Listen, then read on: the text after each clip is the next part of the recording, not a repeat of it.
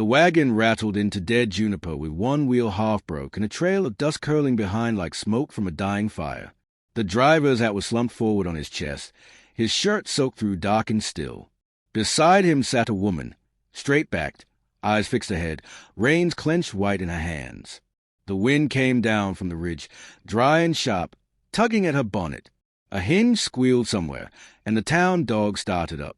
By the time the wagon rolled past a hitching post outside Holland's Mercantile, half the town had come out to stare. Calder Boone pushed through the doorway of the livery stable, wiping his hands on a rag blackened with oil. The mounted man was built like a pine trunk, broad, weathered, and still as stone. His shadow stretched long across the dust when he stopped at the wagon's wheel. "Horses half dead," he muttered. "Driver's worse." The woman didn't answer. She just looked down at the man slumped beside her. Calder reached up, 2 fingers to the man's neck. "Cold." He spat in the dirt. "Best fetch the undertaker," he said to nobody in particular. Then, turning to her, "You his wife?" She shook her head once. Her voice, when it came, was hoarse from miles of wind. "He was kind enough to get me here. Nothing more." The mountain man studied her face, pale, pinched, rimmed with traveled dust. Not the kind of woman who belonged this far west. "Where's he, exactly?" "Bearclaw Ridge," she said. "I was told there's work." Calder grunted, eyes narrowing. "You're here to cook, not to cry." Her lips parted as if to answer, but the sound caught. She climbed down instead, skirts brushing against the wheel, boots landing soft in the dirt. For a heartbeat she just stood there, hand pressed against her sleeve, as though steadying herself against the earth. Calder turned to the bystanders. "Somebody take the body to Harlan's shed. She's coming with me." He led her toward a chestnut mare tied by the rail. The horse tossed its head and snorted when the wind shifted, a storm smell hiding in the air, sharp and metallic. They rode out without another word, the town shrinking behind them into heat shimmer. The land opened up wide, red earth, thorn brush, canyon split like old scars. Buzzards hung above, slow and patient. By sundown, Bearclaw Ridge came into view, a stretch of hard land where cattle bones glinted like ivory. The ranch house crouched beneath a stand of juniper, smoke from the chimney cutting through the fading light. Calder dismounted first, boots grinding on the porch boards. "You can bed in the cookhouse. It's small, but the stove works." She nodded, stepping down carefully. Her skirt caught on the stirrup, and for a flick of a moment her sleeve rode up. Beneath it, yellowed bruises, ringed deep like the mark of rope or fist. Calder froze. The words died on his tongue. She noticed the silence, pulled the fabric down quick, and turned her face toward the door. "Where's the water pump?" He cleared his throat, rough, round back. Inside, the cookhouse smelled of old grease and wood smoke. Pans hung from nails, a sack of beans leaned in the corner, and dust motes drifted through a slice of late light. She set down her bundle, no bigger than a pillowcase, and began unbuttoning her gloves with steady fingers. From the doorway, Calder watched her move, deliberate, almost too careful, like a woman who'd learned to live without wasting motion. "What's your name?" he asked. "Eveline." "Eveline what?" "Ross." He nodded once. "Boone," he said. "Calder Boone. You'll be cooking for 6 hands, breakfast and supper. Don't waste coffee. It's freighted from Tucson. Bread every day if you can manage it. And I don't need telling twice, Mr. Boone." The way she said it, calm but cutting, made him pause. He studied her again, this time not as a stranger, but as someone who might bite if cornered. "Fair enough," he said finally. "Rest's up to you." He left her there, the door thudding shut behind him. That night, the ridge went still. Coyotes cried somewhere down by the wash, and the wind scraped against the eaves. Eveline sat at the small table, sewing a tear in her sleeve by lamplight. Her hands trembled once, only once, when the thread broke against her finger. From the dark outside came the heavy rhythm of boots. Calder again. He didn't enter, just stood in the glow leaking through the window. "You'll start at dawn," he said. "I'll be ready."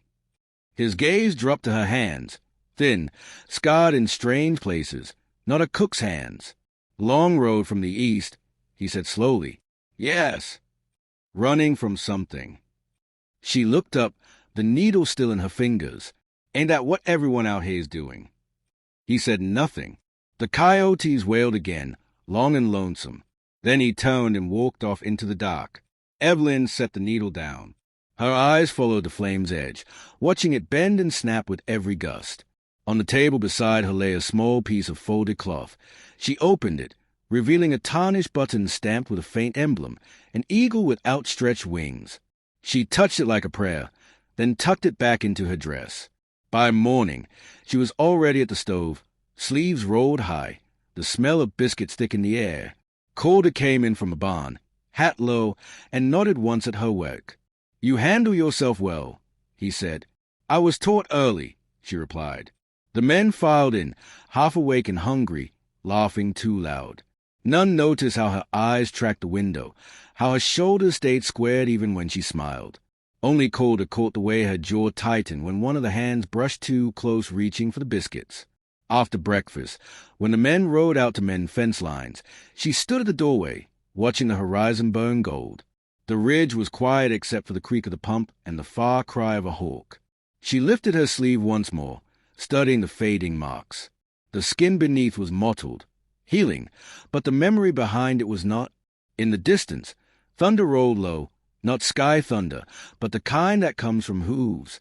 Her hand drifted to her apron pocket, feeling the cold metal hidden there. Not a spoon, not a ladle, something else entirely. Behind her, the kettle hissed and rattled. She turned back to the stove, the sound of boiling water covering the quick, sharp breath she took. Outside, Calder Boone glanced toward the hills, eyes narrowing against the glare. The wind shifted. Somewhere out there, unseen, the dust began to rise. And though no one spoke it aloud, every man and beast on Bearclaw Ridge felt it, that the quiet woman from the east had brought more than her cooking with her. Something was coming, and it was coming for all of them. The ridge didn't sleep much after that. The days ran hot and the nights colder, and every sound carried too far. The men swore it was just the wind scraping through the rocks, but Calder Boone knew better. The air itself felt like it was waiting. He found her one night under the juniper trees, lantern set low beside the fence line. She wasn't crying, and she wasn't cooking. She was watching. "Coyotes don't come this close to the corrals," Calder said from the dark. Eveline didn't startle, wasn't watching for coyotes. He stepped closer. The lantern light caught her face. Calm, but her eyes were somewhere far beyond the ridge. "What then?" he asked. She hesitated, then nodded toward the horizon. "There's riders out yonder. 3, maybe 4. Been circling the ridge since sundown." Calder squinted into the black. The sky was empty but for the thin arc of a moon. "You sure?" "I don't guess," she said quietly.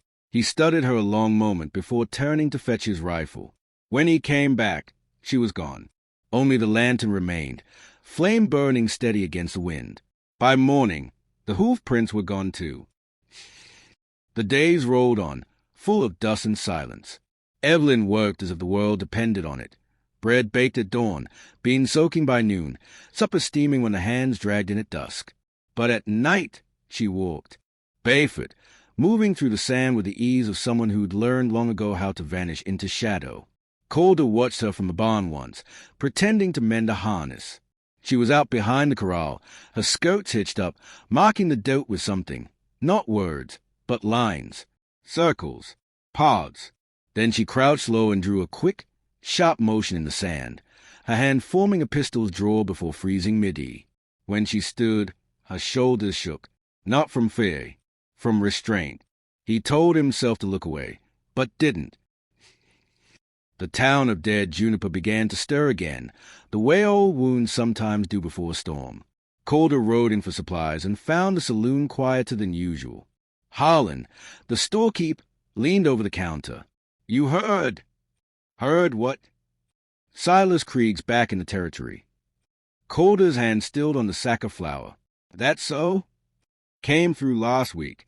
The hollow spurs with him, or what's left of him. Couple of new boys too mean to know better." Calder grunted. "Ain't he supposed to be dead?" Harlan shrugged.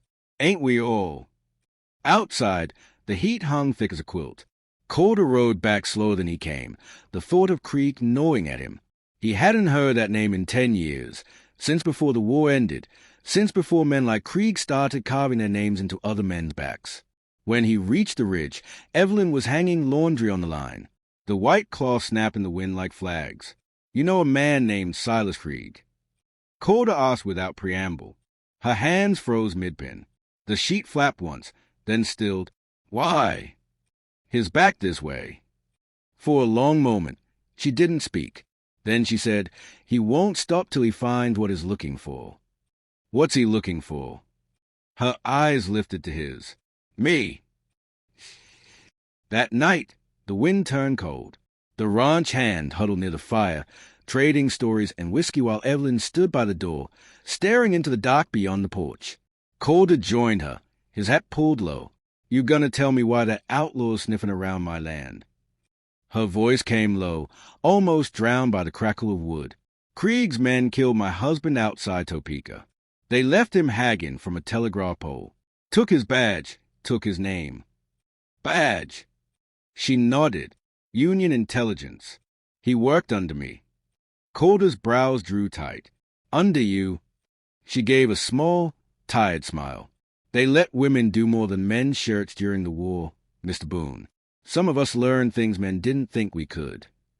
The firelight flickered in her eyes, turning them to molten gold.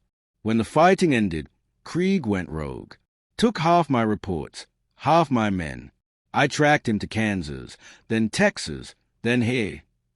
Calder's grip tightened on the railing. "And you came west to finish it." "I came west because there's justice and then there's what's owed." For a moment, neither spoke. The night hummed with cicadas, the kind of sound that makes the air tremble. Finally, Calder said, "Ain't no law out here but the one we make." Her gaze stayed on the horizon. "Then I'll make mine." Days passed. The tension thickened. The hands started whispering about the new cook who didn't blink at Gunfire when they shot cans off fence posts, who could fix a man's dislocated shoulder like she'd done it 100 times before. Calder didn't deny it, but he didn't feed the talk either. He'd seen enough to know she wasn't some wandering widow. There was steel in her spine and ghosts in her eyes. One evening, just as the sun went down, a rider appeared on the trail, dust-covered, hat pulled low, silver spurs flashing. He called out before reaching the yard. "Bearclaw Ridge." Calder stepped out onto the porch, hand resting on his rifle. Eveline stood behind him, face pale but steady. The rider grinned, revealing a gold tooth. "Name's Krantz. Silas Krieg sends his regards." Calder didn't move. "What's his business?" Krantz's grin widened. "Heard tell you're harboring a thief. A lady thief. Used to ride with the Union spies. Stole something of his." Calder's jaw clenched. "Ain't got no thief here." The rider's gaze flicked past him, to Eveline. "Sure about that." She stepped forward, calm as still water. "Tell Krieg if he wants what's mine, he can come take it himself." Krantz's smile faltered just a touch. Then he tipped his hat and rode off, the sound of his horse fading into the canyon. When he was gone, Calder turned to her. "You just signed your death warrant." She looked back, voice quiet but sure. "No, Mr. Boone. I just invited him to finish what he started." That night, Calder found her behind the barn again, sitting in the dust with her sleeves rolled up. The lamp beside her threw a narrow circle of light across the ground. She was polishing a gun. Not one of theirs. Smaller, older, a cavalry-issue Colt with initials carved into the grip. He crouched beside her. "Your husband's." She nodded. "It's all I kept." "You plan on using it?" Her eyes met his, steady, unflinching. "If he comes for me, yes." Calder looked out toward the canyon where the moon hung low. "Then I'll stand with you." Her hand stilled. "You don't owe me that." "Maybe not," he said, "but I seen what men like Krieg do, and I reckon the ridge been quiet too long." They sat in silence for a time, the firelight breathing between them. Somewhere far off, a coyote yipped and was answered by another. Then Eveline spoke, almost to herself. "When this is over, I'll be gone." Calder nodded. Didn't figure you were the staying kind. She gave the faintest smile. No one ever is. By the next dawn, dust was rising in the east, not wind, but hooves. The hollow spurs were coming. The hands didn't know it yet. The town didn't know it yet. But the wind carried the sound before the sun did. And out there by the fence line, Eveline Ross stood with her husband's coat gleaming in the morning light, her face unreadable as a desert sky. The ghost had come. And this time, she wasn't running. The first shot came just after sunrise, sharp, clean, echoing over canyon walls like thunder split in half. The men dropped their coffee tins. Calder Boone was already at the window, rifle in hand. The second shot followed, closer this time, shattering a lantern on the porch. "They are here," Eveline said. Her voice wasn't frightened, just steady, as if she'd been waiting for the sound. From the ridge beyond the corrals, the hollow spays came into view. 6 riders, dust boiling around them, sunlight flashing off their guns. At the center rode Silas Krieg, tall in the saddle, a black duster trailing behind him like a funeral flag. His face was all sharp edges and old scars, and when he saw the cookhouse, he smiled. Calder turned to Eveline. "Get inside. Stay down." She didn't move. "You'll need me." "I don't need you dead." "I've been dead a long time, Mr. Boone," she said, and slipped past him before he could stop her. The ranch erupted. The hands scattered for cover, shouting through the dust. Bullets slammed into fence posts. Splinters flew like hornets. Calder took the porch rail and fired twice. One outlaw pitched sideways. Another veered off howling. Eveline was already by the barn, sliding into the shadows. She moved like she'd done this before. Quick, precise, without waste. Her dress snagged once on a nail. She tore it free and didn't look back. Krieg's voice carried through the chaos, low and cruel. "You can't hide forever. Go. You got something belongs to me." Eveline ducked behind a trough, checked her revolver, her husband's coat, and loaded one round at a time. Her breath came slow, even. She'd dreamed of this moment for years, though never like this, with a smell of hay and blood and gunpowder thick in the air. Calder's voice rang out across the yard. "Krieg, you come any closer, and I'll drop you where you sit." Krieg laughed, the sound brittle as bone. "You think I came for you, mountain man? Step aside. The lady owes me a debt." Then his tone changed, quieter, meaner. "Or maybe you've been keeping her company. That true, sweetheart? You got yourself a new protector." Eveline stepped into view before Calder could answer. The wind caught her hair, whipping it across her face. She raised a Colt. "No protector," she said. "Just witnesses." The men hesitated. Even the hollow spays shifted uneasily. There was something in her stance that wasn't fear, wasn't desperation. It was resolve. Krieg's smile faltered. "Eveline Ross," he drawled, "didn't think you'd have the sand to face me proper." "I'm not here for sand." Her thumb clicked the hammer back. "I'm here for justice." Gunfire roared again. Eveline dropped behind a water trough as bullets tore through the air. Calder's men fired from the bunkhouse windows, picking off 2 riders, but there were still 4 circling, kicking up dust so thick it choked the sun. Calder shouted, "Fall back to the barn." Eveline didn't move. She crawled along the trough's edge, boots dragging through the date, until she reached the broken fence where Krieg's men had tied their horses. She took careful aim, one shot, clean through a saddle strap. The horse bolted, spooked, crashing into another, sending 2 outlaws sprawling. Calder saw it and swore, "You're gonna get yourself killed, woman." But she was already gone again, slipping between shadows, moving closer to the canyon rim. Krieg dismounted slowly, holstering his rifle. "You always did like playing soldier," he called out. "Tell me, they teach you to shoot from behind barrels." Her voice came back, cold and clear. "They taught me how to finish what men like you start." He drew his pistol, faster than she remembered, and fired. The bullet whined past her shoulder, searing the air. She ducked behind a stack of lumber, heart hammering but steady. She could hear him coming, boots crunching gravel, spurs whispering against stone. The Colt felt heavy in her hand. Not fear, memory. She saw her husband hanging from that telegraph pole, sunlight glinting off his badge, the sound of Krieg's laughter echoing down the road. Her grip tightened. The next time he stepped into view, she didn't hesitate. One shot. The bullet caught his hat and sent it spinning into the dust. He laughed, a harsh bark, but his smile was tight now. "That all you got, Miss Ross?" "Not nearly." She moved, fast, circling left. He followed, firing twice. One round grazed her arm. She barely flinched. From the porch, Calder saw the flash of her skirt through the dust and cursed under his breath. He leveled his rifle, but the two of them were too close, a blur of motion at the canyon's edge. The world shrank to gunfire and grit. Eveline ducked low, reloaded, rolled behind a rock. Krieg came up over it, teeth bared. She fired again. The shot hit his leg. He staggered, snarling, and lunged toward her. They crashed into the dirt. The gun kicked free. For a heartbeat, it was just breath and dust and struggle. His hand at her throat, her nails digging into his wrist. "You don't deserve his name," he hissed. She spat blood. "You don't deserve to speak it." Her hand found the Colt. She jammed it upward, barrel to his chest, and pulled the trigger. The shot echoed off the cliffs, rolling through the valley like a thunderclap. Krieg went still. She shoved him aside and staggered to her feet, breathing hard, the gun still raised. The smoke curled from the barrel, soft as breath in winter air. Down below, the last of the hollow spurs were scattering, some dead, some fleeing.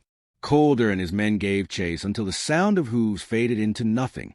When the dust settled, the ridge was silent again. Eveline stood alone at the canyon's rim, staring down at the body sprawled in the red dirt below. Calder limped toward her, blood darkening his sleeve. "You all right?" he asked. She nodded once, though her face was pale. "It's done." He looked down at Krieg's body, then back at her. Was it worth it? She didn't answer. She crouched beside Krieg, reached into his coat, and pulled out a tarnished brass insignia, Union Eagle, worn smooth by years. She turned it in her hand, eyes unreadable. Calder said quietly, "That belonged to your husband, didn't it?" She laid the insignia on Krieg's chest. "It did. He stole it when he took his life. Now he can keep it." Then she stood, dusted off her skates, and walked past Calder toward the ranch. He called after her, "Where you going?" She didn't look back. "Where the road takes me." By dusk, the ranch was a different place. Smoke rose in thin thread from the burnt-out corral. The men buried their dead, 3 of their own, near the ridge where the sage grew thick. Eveline helped patch wounds, silent and sure-handed. She bound Calder's arm without a word. When it was done, he said, "You saved us." She tied the last knot tight. "You saved yourselves." "I just finished something that was already coming, Dut." He caught her wrist before she could step away. "There's room here, if you wanted to stay. Folks could use a woman who knows her way around more than a skillet." Her eyes softened, but her voice stayed even. "Ain't in me to stay, Mr. Boone. The kind of life I've lived don't fit nowhere quiet." He released her. "Then where to?" "East, maybe, or north." She looked toward the canyon, the sky bruised purple with evening. "Someplace the wind don't remember my name." She started toward her horse, the same chestnut mare she'd ridden in on weeks before. The saddle gleamed new in the dim light, Calder's doing. The years rolled on like tumbleweed, and the wind never stopped whispering through dead juniper. Folks rebuilt the corrals, mended the fences, and tried their best to forget the smell of gunpowder that had once hung in the air. But the ridge never truly forgot. No one ever saw Eveline Ross again. Some said she'd ridden north to Montana, found peace under the pines. Others swore she'd turned bounty hunter, chasing down the last of the hollow spears until not one man rode under that name. A few, the ones who'd been there, said she just disappeared into the red horizon and let the desert take her back. But every now and then, when the wind cut low through the canyons, folks could swear they heard the faint ring of a Colt being cocked, one clean click, before the silence settled again. I remember the first time I heard the story. It was in the saloon at Dead Juniper, 40 years after the shooting stopped. The fire was low, whiskey cheap, and the snow just beginning to fall outside. Old Calder Boone sat by the window, hair gone silver, one arm stiff from a bullet that never healed right. He wasn't much for talking those days, but that night he'd had enough whiskey to loosen his jaw. A young drifter had asked him if it was true, the tale of the woman who came to Bearclaw Ridge and left the ground soaked in outlaw blood. Calder didn't answer right away. He just leaned forward, elbows on his knees, staring into the coals like they held the whole sky. Then he said, real soft, "You ever see a ghost, boy?" The drifter shook his head. "Well," Boone said, "you don't need to. Sometimes a ghost just someone who's already done every living thing there was to do." He took another sip, wiped his mouth, and told it the way it's been told ever since, slow and steady, the words rising with the smoke. He told how she'd come out of nowhere, quiet as dust, with bruises that looked like old confessions. How she'd cooked and worked and kept her silence until silence itself became a weapon. He told of the morning the hollow spurs rode in, how the ridge shook, how the canyon echoed with gunfire and fear, and how, by sundown, it was only her and the wind left standing. And he told how she'd buried a badge that wasn't Hayes on the chest of the man who'd earned every bullet he took. When he finished, no one spoke for a while. The fire popped, the whiskey ran low, and outside the snow fell like ash. Finally, the drifter said, "Did you love her?" Calder stared at the fire a long time before answering. "She never stayed long enough to be loved, but I reckon she saved what was left of me." Now, I wasn't there, not the day she came, not the day she left. But I've seen the ridge, and I've seen the graves. I walked the line where the wind still whistles through split boards and found the spot where the canyon drops away, a place folks call Widow's Ledge now. They say if you stand there at sundown, when the light turns a world to copper, you'll see a figure at the edge, a woman in a faded blue dress, hand resting on the butt of a revolver. The wind lifts her hair, and for a heartbeat, you'll think she's real. Then she's gone. Some say it's a spirit guarding the ridge. Others say it's just the light playing tricks on an old man's eyes. But the folks who know, the ones who still carry her story in their bones, they don't call it a ghost. They call it a reminder. You see, out here, justice don't wear a badge. It don't ride under a flag. It comes when it's ready, and it leaves when it's done. Sometimes it comes wearing a long coat and a six-shooter. And sometimes it comes wearing an apron. Eveline Ross didn't write her name in any book. But the land remembers her, same as it remembers every drop of blood that's ever fallen on it. And though the ridge is quiet now, the townsfolk still tell the story when the nights get long and the whiskey runs thin, about the woman who came to cook, not to cry, and ended up teaching a whole town what courage looks like. They tell how she faced a man who broke her life and didn't flinch. How she turned her pain into something sharp enough to cut evil clean out of the land. How she rode away with nothing but the clothes on her back and the silence at her heels. By the end of the tale, the fire always burns lower, the voices drop softer, and the wind outside seems to lean in closer, listening, remembering. And if you ever find yourself on that ridge, you'll feel it too. That weight, that hush, that echo of a life lived harder than most could stand.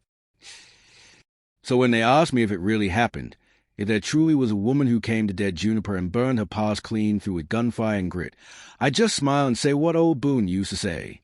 Now, I ain't saying every tale the wind tells is true, but this one's been whispered here for near 50 years, and the wind ain't stopped yet. Then I raise my glass to the dark beyond the window, where the stars hang like bullet holes in the night, and I whisper the line that started it all. You're here to cook, not to cry. And every time I say it, I swear, I can almost hear her laugh in the wind. Soft, proud, free.